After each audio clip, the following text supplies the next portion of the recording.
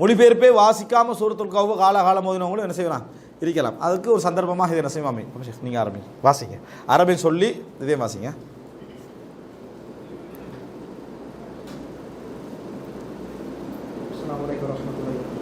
أعوذ بالله من الشيطان الرجيم بسم الله الرحمن الرحيم الحمد لله الذي أنزل على عبده الكتاب ولم يجعل له عوجا அந்த யுவஜன்ல மொழிபெயர்த்திருக்கு.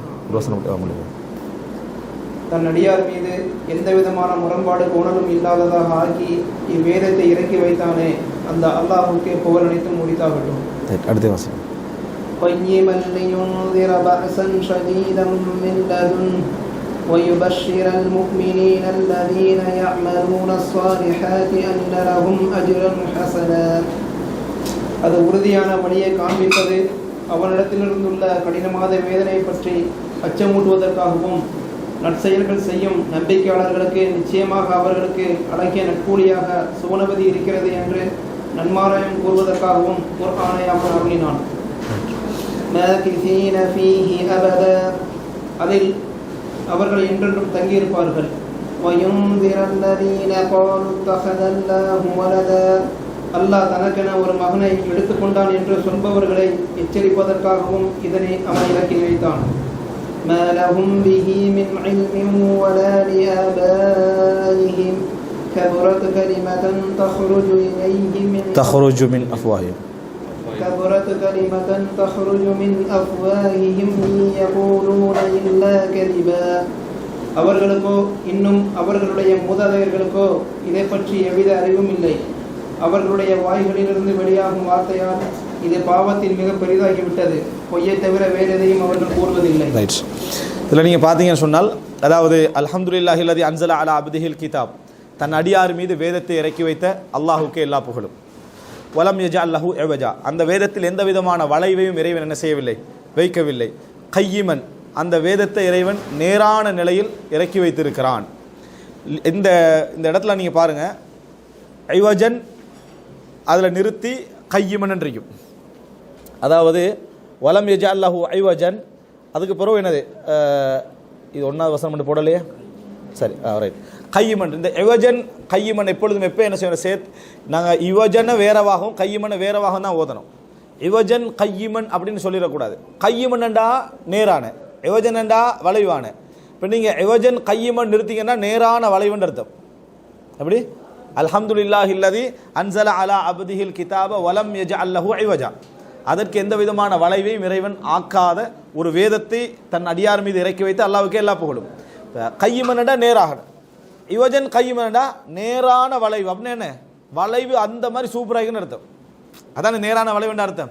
அதனால தான் அங்கே போட்டிருப்பாங்க அடையாளம் உண்டு, இங்கே சக்தா இவஜனில் நீங்கள் நிறுத்திடணும். வணங்கிட்டா, எதில் நிறுத்தக்கூடாது, கையிமண்டை வந்து என்ன செய்யக்கூடாது, என்றைக்கும் நிறுத்தக்கூடாது. நிறுத்தினா அர்த்தம் என்ன வேறு மாதிரி. குர்ஆனில் சில இடங்கள் இருக்கு, அல்லாஹ் தஆலா சொன்ன தஹபல்லாஹு பினூரிஹிம், அல்லாஹ் அவர்களது ஒளியை போக்கினான்னு வரும். அந்த இடத்துல தஹபல்லாஹுல நிறுத்தக்கூடாது. தஹபல்லான்னு அர்த்தம் என்ன, அல்லாஹ் போனான்னு அர்த்தம். விளையிட்டா, தஹபல்லாஹு பினூரிஹிம், அல்லாஹ் அவர்களுடைய ஒளியை போக்கினான்னு அர்த்தம். நிறுத்தக்கூடாத இடம், அதனால ஐவஜனோட நிறுத்திடணும். அப்போ அல்லாஹு தாலா எந்த விதமான வளைவுகளும் இல்லாத வேதத்தை தன் அடியார் மீது இறக்கிய அல்லாஹுக்கே எல்லா புகழும். அந்த வேதம் எப்படிப்பட்ட ஒரு வேதம்னா, கையிமன், ஒரு நிலையான நேரான நிலையில் அந்த வேதத்தை அல்லாஹு தாலா இறக்கி வைத்திருக்கிறான். அதுக்கு எந்தவித வளைவுகளும் ஆக்காமல் நேரான நிலையில் அந்த வேதத்தை இறைவன் என்ன செய்திருக்கிறான், ஆக்கி வைத்திருக்கிறான். அரபு இலக்கண நடையில் தெரிஞ்சுக்கிறது சொல்கிறேன்னா, இந்த கையிமன் என்றது ஒரு ஹால், நிலையை குறிக்குது. விளங்கிட்டா, ஒரு நிலை, ஒரு பொசிஷன் என்ன செய்யுது குறிக்குது. அந்த நிலையில் இறைவன் என்ன செஞ்சுக்கிறான், இதை இறக்கி வைத்திருக்கிறான். அதாவது இந்த வேதத்துடைய நிலை வந்து நேரான நிலையில் இறக்கி வைத்திருக்கிறான். எந்த விதமான வளைவுகளும் இல்லாத நிலையில் இறக்கி வைத்திருக்கிறான். குர்ஆனுடைய ஒரு ஸ்பெஷல் என்னென்னா, நிறைய இடங்களில் குர்ஆன் என்ன செய்யும்னா, வசனத்தை ஆரம்பிக்கிற நேரத்தில் உங்களுக்கு ஒரு வாக்கு தரும். இதை ஓதுனீங்கடா, இதை படிச்சிங்கன்னு சொன்னால் உங்களுக்கு வந்து நீங்கள் எதிர்பார்க்கறது கிடைக்கும். இதில் எந்த விதமான கோணல் மாணவனும் இல்லை. உதாரணம் அலிஃப் லாம் மீம் தாலிகல் கிதாப் லா ரைப ஃபீ, குர்ஆன் ஆரம்பிக்குது அலிஃப் லாம் மீம் தாலிகல் கிதாப், இந்த வேதம் லா ரைப ஃபீ, இதில் சந்தேகமே கிடையாது. இப்படி சொல்லி தான் குர்ஆன் என்ன செய்யும், ஆரம்பிக்கும். இங்கே குர்ஆன் என்ன சொல்லுதுன்னா, வலம் யஜஅல் லஹு என்ன ஐவஜா, அதுக்கு எந்த ஒரு வளைவும் இல்லை. அதே போல் கையிமன், ஒரு அதாவது இந்த நேரான நிலையில் இந்த வேதத்தை இறைவன் இறக்கி வைத்திருக்கிறான். அப்படி தன் அடியார் மீது இந்த வேதத்தை இறக்கி வைத்த அல்லாஹ்வுக்கு எல்லா புகழும். இங்கே அடியார்ன்ற சொல்ல அல்லாஹ் தஆலா யாரை சொல்கிறான்? முகமது ஸல்லல்லாஹு அலைஹி வஸல்லம் சொல்கிறான். ஆனால் எந்த வார்த்தையில் சொல்கிறான்? அடிமைன்ற வார்த்தையில் சொல்கிறான். அப்படின்னா அடிமைன்ற வார்த்தை இறைவன் ஒரு ஆளுக்கு உபயோகிக்கிறான்னா அது உயர்ந்த வார்த்தைன்னு அர்த்தம். அப்படின்னா என்ன? அவர் இறைவனுக்கே அடிமைன்னு அர்த்தம். இறைவனுக்கே அடிமைண்டா முழுசாக அவனுக்கு கட்டுப்பட்டான்னு அர்த்தம். நம்ம சொல்கிறோமே ஒருத்தன் இவன் அவனுக்கே அடிபணிஞ்சு போயிட்டான்னு சொல்லி அவனுக்கே அடிமை ஆகிட்டான்னா அர்த்தம் என்ன? அவன் வந்து என்ன டோட்டலாக கட்டுப்பட்டான்னு அர்த்தம். இது யாருக்கு சொன்னால் நல்லது? இறைவன் விஷயத்தில் சொன்னால் நல்லது. எனவே அல்லாஹ் தஆலா ரசூலாங்களை பாராட்டி தான் அந்த வசனம் சொல்கிறான். அலா அப்திஹி, தனது அடிமையான அந்த முகமது மீது அல்லாஹ் தஆலா இந்த வேதத்தை இறக்கி வைத்து அதுக்கு வளைவு சுழிவுகளை ஆக்காமல் அதை நேரான நிலையில் இறக்கி வைத்து அல்லாஹ்வுக்கு எல்லா புகழும் என்ற ஒரு பாராட்டோடு இந்த வசனம் ஆரம்பிக்குது. இந்த வேதம் வளைவுகள் இல்லாமல் என்ன செய்யுது? நேரான நிலையில் இந்த வேதம் எதற்காக இறக்கப்பட்டது என்ற நோக்கத்தை அல்லாஹ் தஆலா சொல்கிறான்.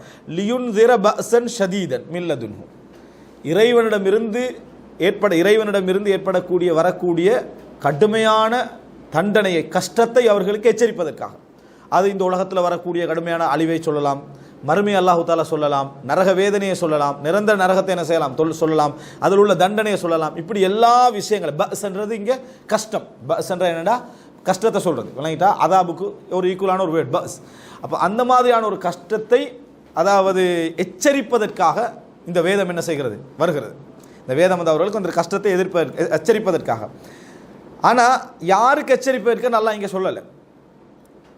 யாருக்கு இந்த கஷ்டத்தை எச்சரிப்பதற்கான சொல்லலை. அடுத்த பகுதி பாருங்க, யுபஷ்ஷிரல் முஃமினீன அல்லதீன யஅமலூன ஸாலிஹாத். அதே நேரம் இந்த வேதத்தின் இன்னொரு வேலை என்ன? யுபஷ்ஷிரல் முஃமினீன், முஃமின்களுக்கு நன்மாராயம் கூறும், நல்ல செய்தி சொல்லும். அல்லதீன யஅமலூன ஸாலிஹாத், நல்லமல்கள் செய்யக்கூடிய முஃமின்களுக்கு அன்னலஹும் அஜ்ரன் ஹஸன்.